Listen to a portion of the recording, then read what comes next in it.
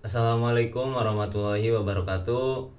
Perkenalkan, nama saya Abdurrahman Fadilah. Saya dari kelas AK23F Program Studi Akuntansi Universitas Nusa Putra.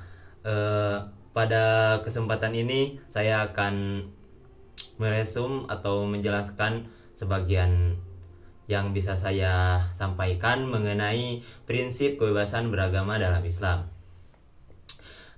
Perlu diketahui apa sih kebebasan beragama dalam Islam itu?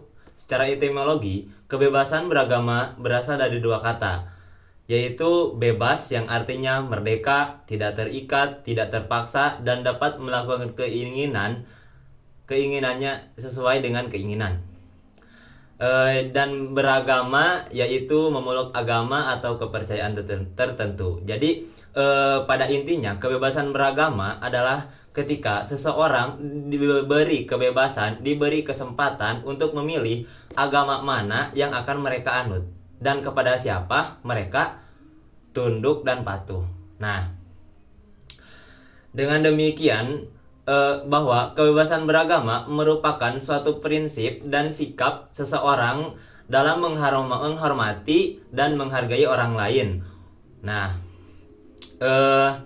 seperti halnya di Universitas Nusa Putra, kita di sini tidak hanya terpaku pada satu agama saja, akan tetapi teman-teman saya juga banyak yang berbeda agama. Nah, pada sini Universitas Nusa Putra sebenarnya sudah menerapkan prinsip mengenai kebebasan dalam beragama dan juga mengacu pada trilogi Nusa Putra, yaitu Amor Deus, Amor Parentium, dan Amor Conservis. Yang pertama, Amor Deus, yaitu cinta kasih terhadap Tuhan. Nah, kita di sini sebagai seorang mahasiswa bisa berinteraksi dengan teman-teman yang lain, baik itu berupa yang berbeda agama, berbeda negara pun ada di Universitas Nusa Putra. Nah, pada materi ini sebenarnya ini sudah diterapkan di Universitas Nusa Putra, sehingga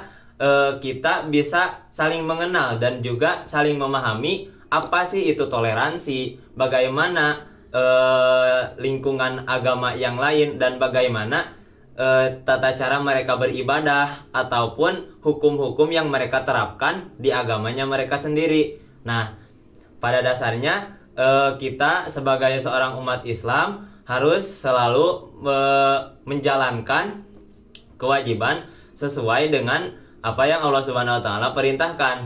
Nah, salah satunya adalah menghormati dan menghargai satu sama lainnya. Karena berbeda agama ini bukan berarti suatu hal yang buruk, akan tetapi dengan adanya perbedaan kita bisa saling berkomunikasi dan juga saling mengasah intelektual kecerdasan kita untuk menjadi pribadi yang lebih baik dan juga bisa selalu bekerja sama dengan agama-agama yang lainnya. Nah, untuk sekarang kan pada kesempatan sekarang kita ini kita diberikan kemudahan pada dunia teknologi. Jadi walaupun kita tidak bertemu secara tatap muka langsung, nah kita juga tetap bisa berinteraksi dengan teman-teman yang lain yang berbeda agama ataupun beda negara. Jadi kita tidak ada alasan bahwa kita ini kurang informasi mengenai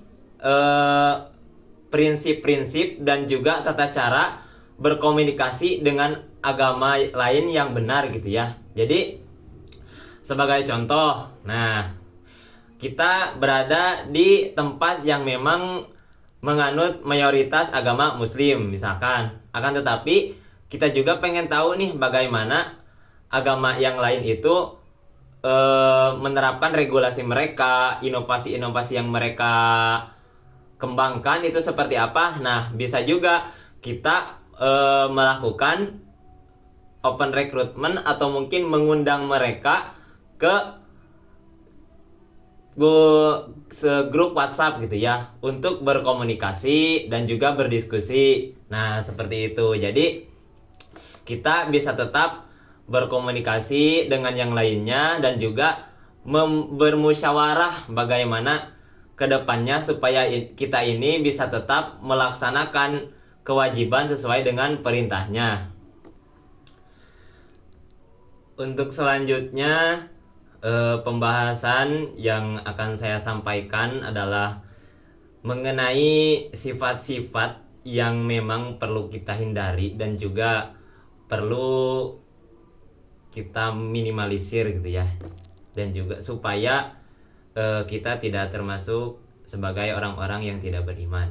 Nah, sifat-sifat ini ada pada Al-Quran, yang yaitu berada pada Quran surat Al-Hujurat ayat 11 yang berbunyi Bismillahirrahmanirrahim. Ya ayyuhalladzina amanu la yaskhar qaumun min qaumin asa ayyakunu khairam minhum wala nisa'un min nisa'in ala ayyakunna khairam minhun wala talmizu anfusakum wala tanabazu bil alqab bi'sal ismul fusuq ba'dal iman wa man lam yatub faulaika humudz zalimun. Yang artinya, wahai orang-orang yang beriman, janganlah suatu kaum mengolok-olok kaum yang lain, karena boleh jadi mereka yang diperolok-olokkan lebih baik dari mereka yang mengolok-olok.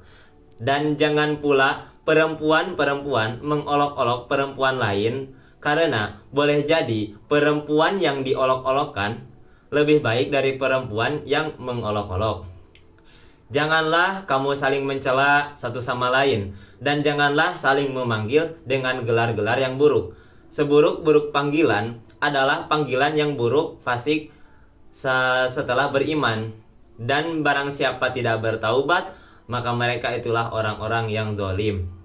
Nah, pada ayat tersebut bisa disimpulkan bahwa ada 3 hal yang buruk perlu kita ketahui dan perlu kita hindari. Yang pertama itu al-sukhriyah.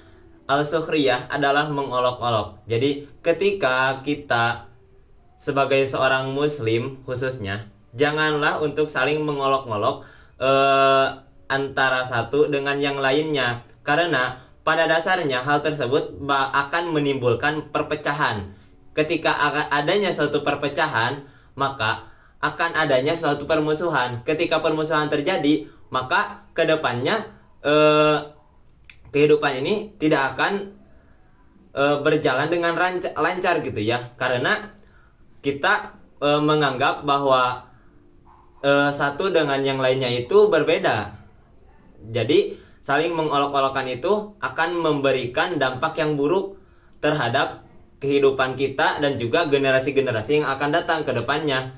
Jadi pada dasarnya kita itu harus bisa berpikir visioner gitu ya. Ketika kita mengolok-olokkan orang lain dan orang lain tersebut tidak bisa, tidak mampu dan juga misalkan malu ataupun tidak berani untuk mengolok-olokkannya kembali, bisa jadi orang yang diolok-olok itu mereka lebih baik dari mereka yang mengolok-olok.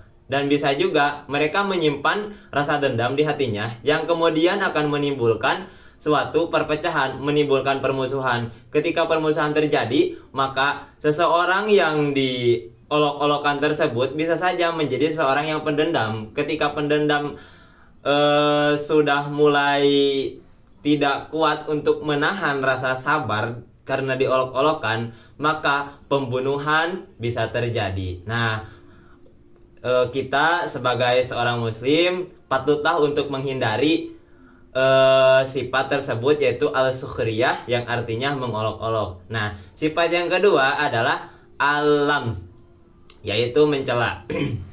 Nah, mencela artinya menyebutkan aib atau kejelekan orang lain di depan orang lain. Nah, jadi kita sebagai manusia itu tidak ada seseorang yang sangat-sangat sempurna. Karena pada dasarnya kita diberikan kelemahan dan juga kelebihan, ya.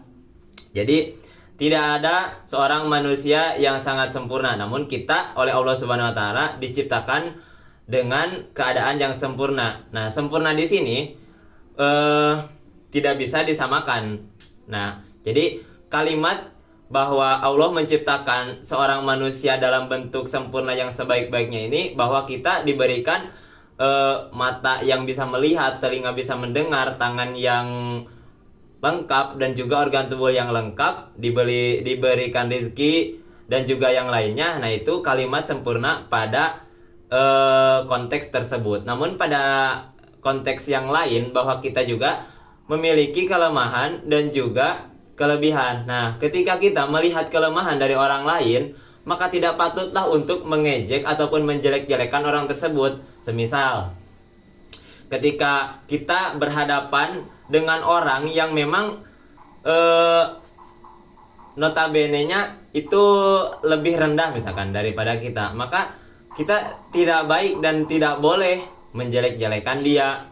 Jadi sebisa mungkin kita itu menjadi seseorang yang memang bisa selalu memotivator gitu ya. Lebih baik ketika melihat kekurangan orang lain, maka yang perlu kita lakukan adalah membantu mereka supaya bisa lebih baik ke depannya gitu ya. Karena hidup ini kita ini sebagai makhluk sosial, tidak bisa hidup sendiri dan saling membutuhkan. Nah, ketika kita mempunyai sifat alam yang artinya mencela, maka kedepannya kita akan merasa tidak dihargai orang lain, karena orang lain juga melihat ketika mereka ingin berkomunikasi, pasti mereka juga memilih dengan siapa mereka akan berkomunikasi dan juga orang seperti apa yang bisa mereka ajak berkomunikasi. Nah, maka dari itu sifat yang tercela ini sangatlah perlu untuk kita jauhi dan juga kita hindari. Di samping bisa merugikan orang lain, bisa juga merugikan diri kita sendiri.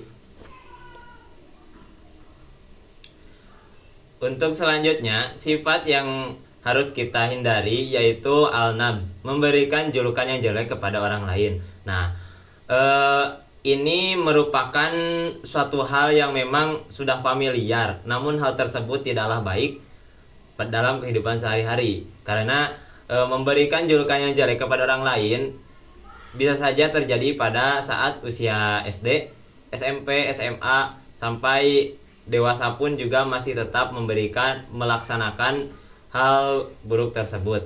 Jadi, nah, kita sebagai seorang muslim dan juga mahasiswa perlunya melihat mana yang memang itu baik bagi kita dan juga baik bagi orang lain, mana yang buruk bagi kita dan buruk bagi orang lain.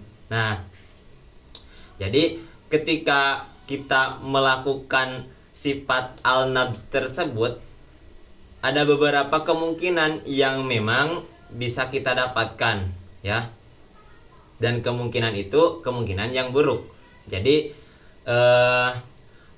pada saat mengolok-olokkan satu sama lain dengan teman, bisa saja mereka sangat sakit hati ya ketika diberikan julukan yang jelek.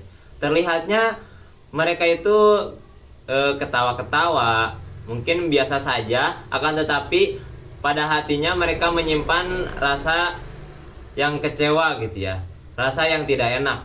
Mungkin di depan temannya bisa saja nyantai-nyantai aja gitu, akan tetapi ketika malam hari ataupun pada saat dia sendiri, nah disitulah tempat dia untuk merenung. Bisa jadi ketika kita memberikan julukan yang jelek kepada orang lain, itu menjadikan semangat juang mereka itu menjadi lemah. Nah, itu juga salah satu dosa yang besar gitu ya.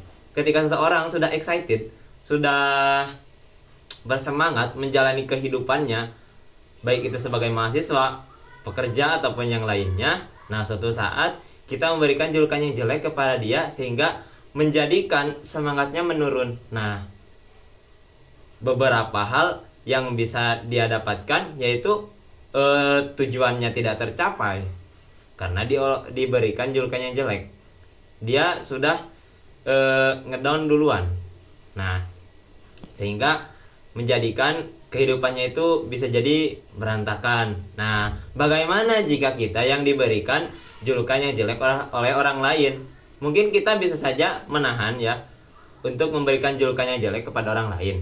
Akan tetapi, bagaimana jika kita sendiri yang mendapatkan julukan tersebut? Nah, ada beberapa solusi yang memang bisa dilaksanakan ya. Yang pertama, tetaplah bersabar gitu ya, karena pada dasarnya hidup ini tidak bisa selalu flat gitu aja ya, karena membosankan. Akan tetapi ketika kita mendapatkan julukan tersebut ya, yang memang sakit hati, bisa dikomunikasikan dengan teman tersebut ya. Yang perlu kita laksanakan adalah sebenarnya berkomunikasi gitu ya. Jangan sampai kita memendam apa yang tidak kita inginkan oleh orang lain lakukan dan mereka bisa seenaknya melakukan, kita tidak mau, namun kita juga tidak memberikan penjelasan bahwa kita itu merasa tidak enak ketika diperlakukan seperti itu. Nah, intinya tetaplah menjadi seseorang yang memiliki integritas dan juga selalu tetap berkomunikasi dengan orang lain secara baik dan benar. Nah, ketika ada apapun yang menjadikan suatu hambatan, kita harus membicarakannya gitu ya. Jangan sampai hal tersebut bisa menghambat ke depannya bagaimana, dan juga sehingga menjadikan diri kita menjadi seseorang yang pesimis dan juga tidak memiliki tujuan. Oke, terima kasih dari saya. Mohon maaf jika banyak kekurangan, karena kalau kelebihan ketika ada di warung pada saat ada kembalian. Terima kasih. Wassalamualaikum warahmatullahi wabarakatuh.